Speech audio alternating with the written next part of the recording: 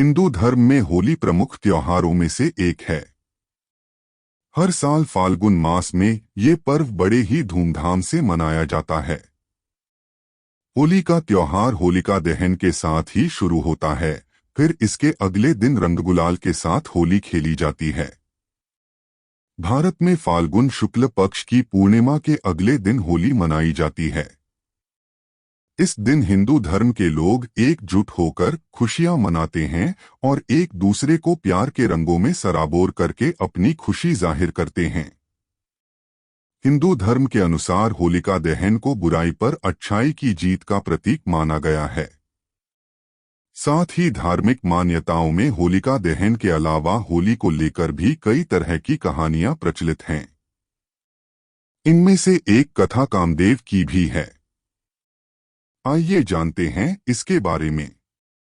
पौराणिक कथा के अनुसार देवी पार्वती शिव जी से विवाह करना चाहती थीं, लेकिन तपस्या में लीन शिव का ध्यान उनकी ओर नहीं गया।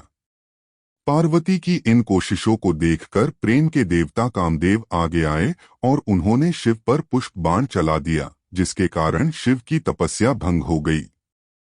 तपस्या भंग होने की वजह से शिव नाराज हो गए और उन्होंने अपनी तीसरी आंख खोल दी और उनके क्रोध की अग्नि में कामदेव भस्म हो गए। इसके बाद शिव जी ने पार्वती की ओर देखा। हिमवान की पुत्री पार्वती की आराधना सफल हुई और शिव ने उन्हें अपनी पत्नी के रूप में स्वीकार कर लिया। लेकिन कामदेव के भस्म होने के बाद उनकी पत्नी रति को असमय ही वैधव्य सहना पड़ा। फिर रति ने शिव की आराधना की। वह जब अपने निवास पर लौटे तो कहते हैं कि रति ने उनसे अपनी व्यथा कही। वहीं पार्वती के पिछले जन्म की बातें याद कर भगवान शिव ने जाना कि कामदेव निर्दोष हैं। पिछले जन्म में दक्ष प्रसंग में उन्हें अपमानित होना पड़ा था।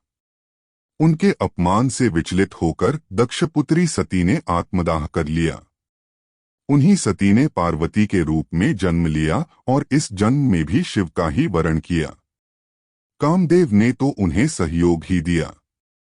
शिव की दृष्टि में कामदेव फिर भी दोषी हैं, क्योंकि वह प्रेम को शरीर के तल तक सीमित रखते और उसे वासना में गिरने देते हैं।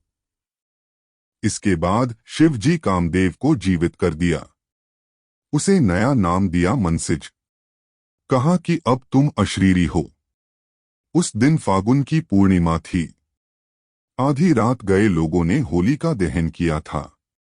सुबह तक उसकी आग में वासना की मलिनता जलकर प्रेम के रूप में प्रकट हो चुकी थी।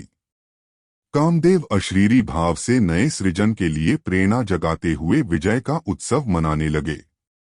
ये दिन होली का दिन होता है। वहीं कई जगहों आज भी रति के विलाप को लोकधुनों और संगीत में उतारा जाता है। तो ये थी होली से जुड़ी हुई कामदेव और महादेव की कहानी। ऐसी ही कहानियों के लिए हमसे जुड़े रहे। हमारा चैनल सब्सक्राइब करें। ज्योतिषीय वीडियो के लिए हमारा प्लेलिस्ट देखें। ज्योतिषीय परामर्श के लिए हमें संपर्क करें। नमः शिवाय।